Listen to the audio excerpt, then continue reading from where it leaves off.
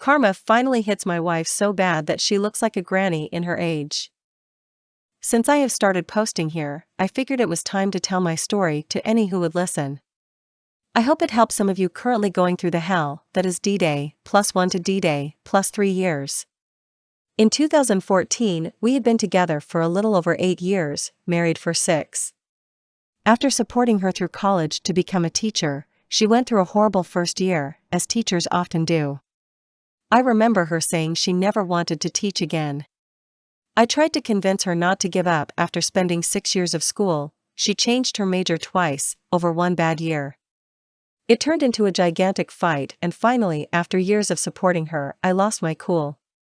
Fine, give up on it then, but you have to work, we can't make it on one income. After a few months she found a job paying well below what she made as a teacher. I thought this was behind us and that we were getting by just fine. Then my dad passed away. My dad and I had a strange relationship. My parents divorced when I was 12 and he was never really around, and when he was at the bar. Once he was diagnosed with heart failure, my dad began to try to reconnect with his family in his own strange way. But sadly, he had a time clock on his life at that point. My dad was taken off life support and was given hours. He hung on for 10 days. It was absolute misery. I was a complete wreck. When he passed, we began to learn the hard way just how bad he was with his finances. He left his kids a pile of debt to deal with. Naturally, you can assume I wasn't the most pleasant person to be around. I was struggling with the crap sandwich my dad left, and while I was angry at him, I was still grieving my father. If any of you have lost a loved one, you know how hard it can be. You are fine one moment, then out of nowhere, you are a sack of tears. Fast forward a few years to the winter of 2017, a mutual friend and chair of our local NerdCon put out on Facebook he's getting a divorce because his wife cheated on him. My ex happened to be in the neighborhood and stopped by to talk to him. Her story: I'm convinced this is when the cheating started. I found it a little strange she stayed there for 5 hours, but I am a trusting person and believed her account of them just talking. The months go by into the spring, and she is talking to him more and more. I am getting a bit bothered by it, and I express that her talking to him is starting to make me uncomfortable. This gets downplayed as me being paranoid. I had a right to be. She went behind my back to have a talk with an ex before we got married. She needed closure, she said. Meh, the last weekend of April 2018, I am going on a business trip to Vancouver, BC. She tells me since she is home alone, she hated being by herself, often would have her mother come over and stay if I was away on weekends. Red flag, she's going to go out on a totally platonic date with this guy. I am not happy about it, knowing this guy is vulnerable and it's just not a good idea. She goes anyway.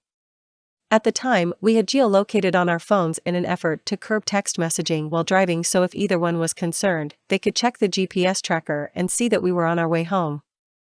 Her idea: red flag. Out of paranoia, I check to see if she is home and she says yes. I check the tracker and notice she is still out with him. I tell her I know she is still out and to please go home as it is late. She gets pissed and doesn't talk to me the rest of the night. I try to work through the next day. She says she is again going over to his house.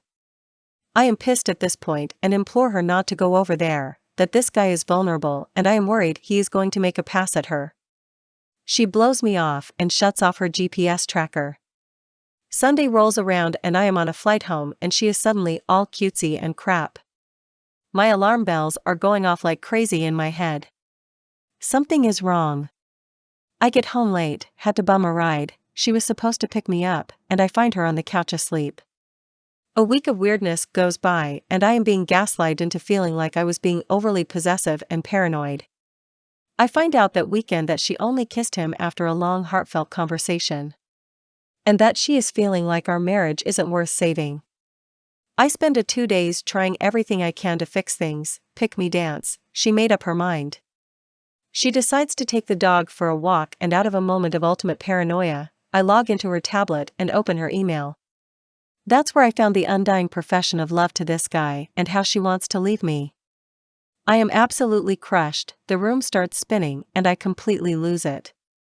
I can't breathe. I call her and tell her that I know. She rushes home and I ask her flat out, "Do you want to be with him?" "I think I do." It is at this point I fly into an absolute rage. I tell her I can't be near her right now and need to leave. I go get a hotel room for the night. It is at this point she leaves and goes to his place to spend the night. Knowing she left the dog, I check out and go home to take care of our pup. Even though it was completely over, I lay out all our wedding photos, all the pictures of us from the last 11 years. All of it on the kitchen table. She comes home and I make her sit and look at the pictures. "Don't give up on this, don't give up on us. Please do not throw away 11 years for someone you hardly know." What she said in response is something that took me years to get over. "You're ducked up, OM has his crap together." I need time to decide, and she leaves. I sit there, crushed. Knowing it's all over. I notice she left her tablet on the counter, logged in. Temptation got the better of me and I opened her messaging app. "I am waiting for you in bed" to him. I knew at that point it was over. I flew into a rage, smashed the wedding photo on the wall.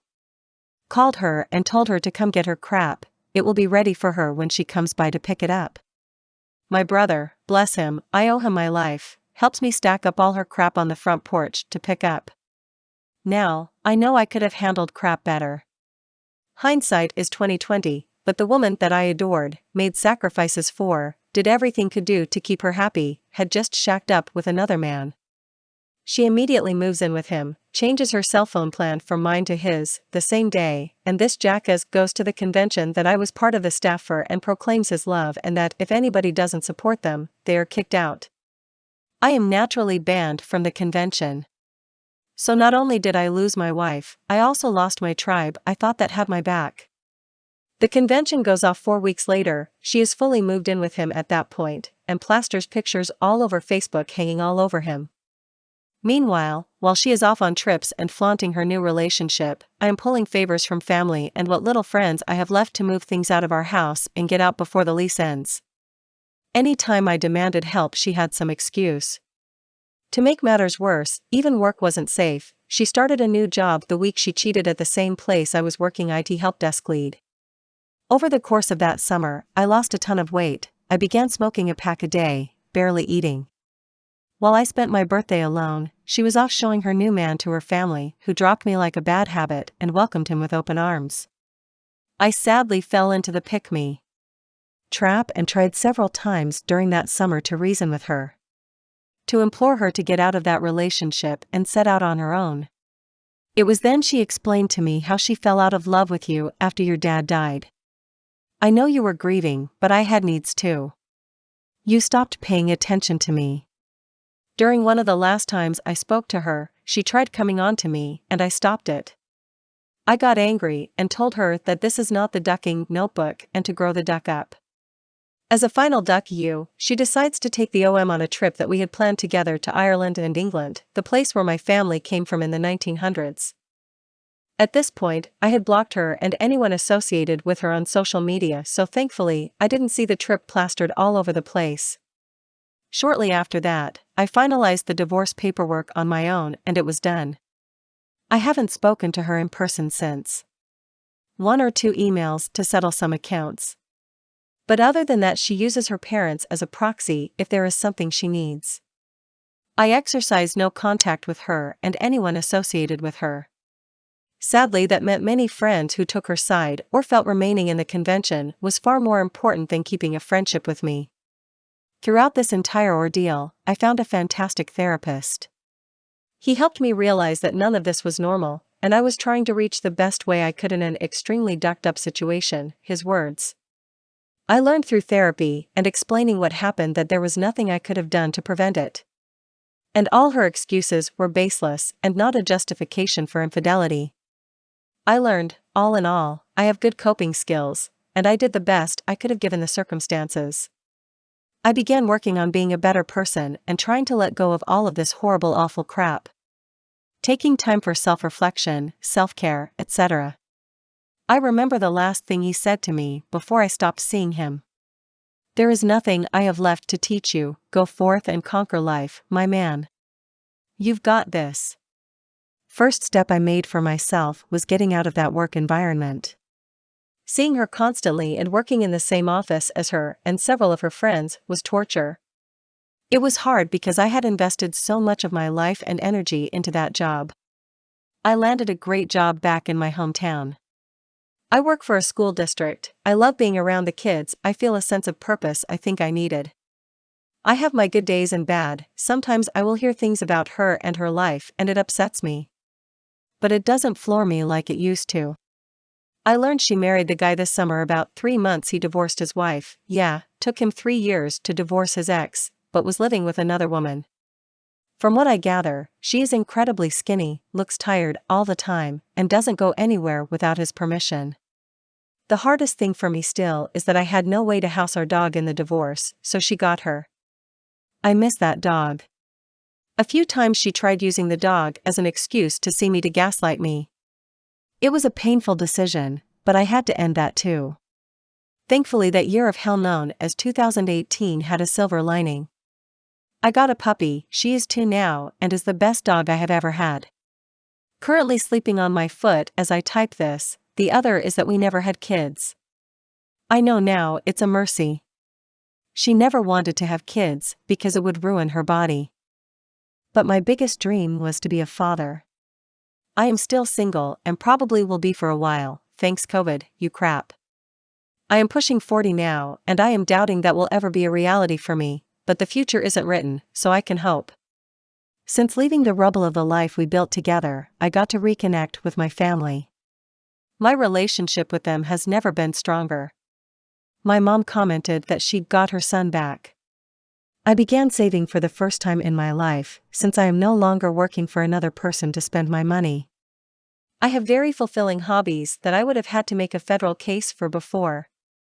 I finally learned to love myself again after so many years of feeling like I was the reason our marriage fell apart. I know my truth. I was a good husband, flawed, sure, but supportive, kind, and not the monster she made me out to be. D-Day plus 3 years is coming up this April. I can't believe how far I have come since then. I still have bad days. It still hurts sometimes, but that's grief. Grief never goes away. You don't get over it, you simply learn to manage it. If you have made it this far, thank you for reading my story. Update. Full disclaimer, I am not one to subscribe to the karma thing. I have seen far too many people get away with awful things, with seemingly no consequences. I gave up on waiting for it to happen to my ex, because it wasn't helping me get to a better place mentally or emotionally. Then I spotted her in the crowd at a brewfest. I almost did not recognize her. She looks awful. Whatever is going on with the sack of turds she left me for and married must be taking its toll. She is rail thin, looks like one of those people at the gym that is so obsessed with being fit they look exhausted and withered. A stark contrast from the woman who she used to be. She is 33 and easily looks 10 years older. By instinct, I looked away and avoided eye contact. From what my brother says, she clapped eyes on us both waiting in line for a beer and got the hell out of Dodge. Later, I am catching up with old friends that had my back during the whole thing. I learned that she and her husband, AP, are really struggling financially. The convention he rules with an iron fist and kicked me out of, along with anyone who spoke out against him, is being investigated by the IRS, and that many of the people around them are seeing them for the toxic a-holes they really are. My response to hearing the news about how rough she looks or how her life seems to be floating in the toilet. She did this to herself. My cheating wife denied her infidelity, so I pulled out the photo proofs and threw them in her face. This story is set in the 80s. I am freshly separated from the Marine Corporation and starting a new career in IT. And I met this young lady at work who was in the legal department. I asked her out, it went well, and we started dating. Got engaged about a year later, moved in together, and married the year after that. After about 7 months, I started noticing something off with her. Nothing I could really put my finger on, but our interactions seemed forced. Sex and intimacy were waning as well. This was happening about 3 months after she joined the gym near her new job. I kept asking her what was up, what was wrong. And she insisted that nothing was wrong and nothing was going on. But the loss of intimacy and her sudden loss of libido continued, so I decided to find out what was going on. So the next day I took the afternoon off and drove to her workplace to see if she was doing what she said she was after work. And guess what? She parked in the gym parking lot, hopped out of her car and into another car with a single person inside. So I followed them to a Motel 6, classy am I right down the road. So I snapped a picture of them going into the room, with a Polaroid no less, a pic of his car and license number and pics when they came out and when they were kissing goodbye in the gym parking lot. Then I drove home. I did not say a word that night and the next morning called some friends in the sheriff's department to find out who that tag belonged to. Illegal, I know, but whatever it takes sometimes. And, lo and behold, it belonged to her boss at her new job. Her married boss. So, a little more snooping, and I found his phone number, already had the address from the tags, and I called his wife the next day. Who, of course, did not believe me at first. I then informed her I had undeniable proof and would she meet me for lunch. And guys, watching her breakdown after seeing the pictures, was almost too hard to bear. Turns out she had discovered she was pregnant with their first less than a week ago. But then she got angry. So we went to a local film processing place and had negatives and prints made from the Polaroids I had taken. So, again, I said nothing to my STB ex-wife at all. I just kept my mouth shut and went to play basketball with some friends. Now here is where I got to have my petty fun with her. She came home from work and when I asked said she felt too tired to go to the gym that evening. So we had dinner, and afterwards we had sex. And after we had finished I just started laughing. I could not help myself. When she asked what was so funny, I just pulled out those pictures and threw them down on the bed. Cue the waterworks and begging for forgiveness and swearing it was not what it looked like. I just kept laughing at her and asked her where her boss was today. She said he called in sick. I then informed her that he really called in ducked. And informed her that his wife had those very same pictures. And the icing on the cake was when I told her that I had also put copies in her parents' mailbox along with a letter telling them just what had occurred. And her parents were super religious and saw cheating as a grievous sin. What little color she had in her face from crying drained away completely. And she went dead silent. So I told her to pack her bags and get out. It was my home, her name was not on the deed or mortgage, and that maybe she could stay with her parents. She could not stop herself from cheating for a year even. FFS, but I was rid of her before kids were involved and in divorce court, due to the short duration of the marriage, no alimony, no nothing. I did let her keep the car I had been buying for her, but the court ordered she had to refinance the car and re-register it in her name alone. So, I have zero empathy for cheaters. They are selfish scum and pretty much deserve whatever bad happens to them. And I got the best revenge of all. I met my current wife about a year later and we have been together for 32 plus years now. But I wanted to tell my story. I am dying from metastatic cancer and am near the end, maybe 6 or so more weeks before things start getting really bad. It got into my brain. So, be faithful to your partners. And if you feel you cannot, give them the respect of breaking the relationship off before you betray them and implode their world. They deserve that at the very least. Peace. Edit. I thank each and every one of you who responded. And thank you for the encouraging words here at the end of my life. Love your partners. And tell them every day, because you could find yourself where I am on any given day. You people are wonderful. I bid you peace.